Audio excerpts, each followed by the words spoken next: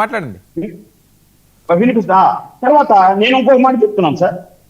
వీళ్ళ మీడియాలో 5 రోజులు వాళ్ళ సోషల్ మీడియాలో దిక్కు తీసిన లేదు. ఎవరన్నా వెళ్ళుంటాయి కదా. సరే, మీరు వెళ్ళారు, ఎక్కడికి వెళ్ళారు, ఏం చేశారు, ఎవరికి పాలు ఇచ్చారు, ఎవరికి బిస్కెట్లు ఇచ్చారు, ఏ ఊర్లో పెంచారు, ఎక్కడ అన్నాలు అరేంజ్ చేశారు సార్, ఒక డేటా అనేది ఉంటుంది కదా సార్. 100% ఛాలెంజ్ చేస్తా. జన సైనికులు ప్రభుత్వం పని కాకుండా 15 మంది ఒక టీమ్ గా ఇప్పుడే నేను మీకు పంపిస్తా. వర్మ గారు, ఉప్పాడ, కాకినాడ, ఎక్కడ పెట్టా సరే, మచిలీపట్నం 15 మంది ఒక టీమ్ గా ఏర్పడి ప్రభుత్వానికి కలెక్టర్లకు నెంబర్లు ఇచ్చి మీ చేతకానప్పుడు మాకు ఇవ్వండి సార్, మేము వస్తామని చెప్పి ఒక టీములుగా పనిచేశారు జనసేన నాయకులు, జనసేన మంత్రులు, జనసేన ఎమ్మెల్యేలు. ఎస్, ఎన్డీఏ గవర్నమెంట్ మేము ప్రౌడ్గా చెప్పుకుంటాం. మా ముఖ్యమంత్రి, మా ఉప ముఖ్యమంత్రి అంత గొప్పగా పనిచేసి తప్పే ఉందండి. చేయకుండా ఇప్పుడు వచ్చేసి తుఫాన్ అంతా వెళ్ళిపోయినాకు వచ్చి నేను పర్యవేక్షించినాను, రైతులకు అన్యాయం జరిగిపోతుంది, వాళ్ళకి అన్యాయం పోను క్షేత్రస్థాయిలోకి వెళ్ళి ఇప్పుడు కూడా మేము అడుగుతున్నాం అదే. నువ్వు ఎక్కడైతే ఉంటే, ఎక్కడ రోడ్లు పోయినా అంటున్నావు ఆ రోడ్లే చూపించు, ఎక్కడ రైతులకు పంట నష్టం జరిగినట్టున్నావు ఆ పంట నష్టం నువ్వు విజిట్ చేయి, ఆ రైతులు కన్నీళ్ళు తుడుచు. కాబట్టి కూర్చోవండి, కూర్చొని ఇదంతా వాళ్ళు పబ్లిసిటీ చేసుకుంటున్నారండి. మీరు చేసుకుంటా ఉండేది ఏంటి? ఆ ఫ్లైట్ పోయింది కాబట్టి రాలేకపోయినాను అంటే మీరు మటర్లు జరిగి మీ చిన్నాయనకు ఎవడో వాడు క్రికెట్ పెట్టిన వాళ్ళు విగ్రహాలకు అయితే మీరు రాకపోయినా మీరు బండ్లు వేసుకొని వస్తారు. ఇక్కడ ఇంత పెద్ద తుఫాన్ ప్రజలు అల్లాడుతూ ఉంటే మళ్ళీ ఫ్లైట్ వచ్చినాక వస్తారు. మేమెందుకు మాట ముందు వాళ్ళు అక్కడ ఉన్నారు, వీళ్ళు ఇక్కడ, మీరు ఎక్కడ ఉన్నారండి? గతంలో కాదు నాగేంద్ర గారు, గతంలో వైఎస్ఆర్సీపీ హయాంలో ఉన్నప్పుడు ఎకరాకి 25,000 రైతులకు నష్టం జరిగింది తుఫాన్ వల్ల అని చెప్పి డిమాండ్ చేసినారు. ఇప్పుడు అది ఇస్తారా? ఆ డిమాండ్ చేస్తారా పవన్ కళ్యాణ్ గారని?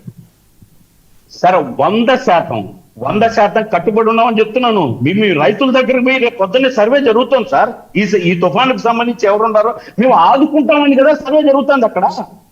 ఒక ఇమ్మీడియట్ గా ఆ అగ్రికల్చర్ ఆఫీసర్ వాళ్ళు పిలిచి ఒక మీటింగ్ జరిగింది, తెలుసుకుంటాయి కదా వాళ్ళు. చక్కని ప్రతి మండలంలో ఉన్నాయి అమ్మా ఇచ్చారు కదా, ఏ రైతు ఎంత నష్టపోయినాడో చెప్పమని చెప్పి. అది లేకుండా ఊరికి కూర్చొని ఇప్పుడు ఇస్తారా మీరు అడిగారు, మరి ఏం చేశాడు?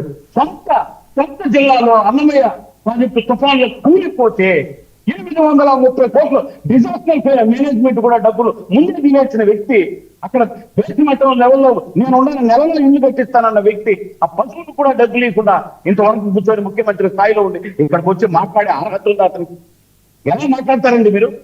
అసలు ఏం అర్హత ఉందని? ఏ తుఫానుకు నువ్వేం చేసినావని సొంత అన్నమయ్య జిల్లా సొంత జిల్లా జగన్మోహన్ రెడ్డి గారి ముఖ్యమంత్రి ఇది చేసినా అని చెప్పండి, నేను తలంచుతాను.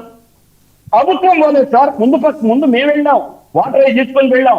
దాదాపు 50 లక్షల రూపాయలు సరుకులు తీసుకెళ్లి ప్రతి ఇంటికి పీకల లోతు నీళ్ళలో మెడికల్ మందులు తీసుకుని మేము ఉపయోగపడ్డాం సార్. అక్కడ మేము మా పార్టీ పనిచేసింది, ముఖ్యమంత్రి గారు పనిచేయలే.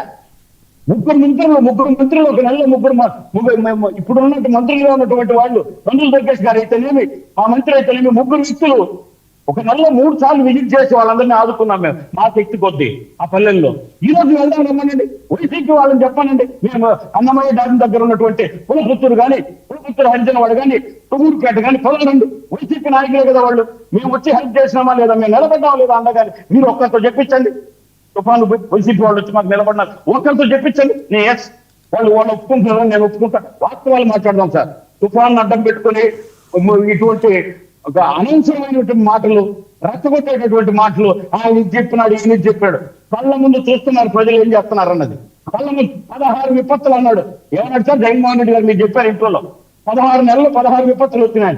32 విపత్తులు వచ్చినా ఎదుర్కోవడానికి ప్రభుత్వం, ఈ ప్రజలు సిద్ధంగా ఉన్నారు. కానీ వీటన్నిటికంటే పవిత్రమైన విప్లవం, అత్యంత భయం వైసీపీ అనే విపత్తులు జరిగిపోతారు సార్. ఇంకేం మాకు భయం? అదుకుతున్నారు మీరు ముగ్గురు పార్టీలు కలిసి వైసీపీ అనే విపత్తును ఎన్ని విత్తులు వచ్చినా తెలుసుకోవడానికి. నాగేంద్ర గారు వెయిట్ మాట్లాడదాం. కృష్ణాంజలి గారు ప్లీజ్. ఇదండి పార్టీల వెర్షను. ఇప్పుడు అవసరమా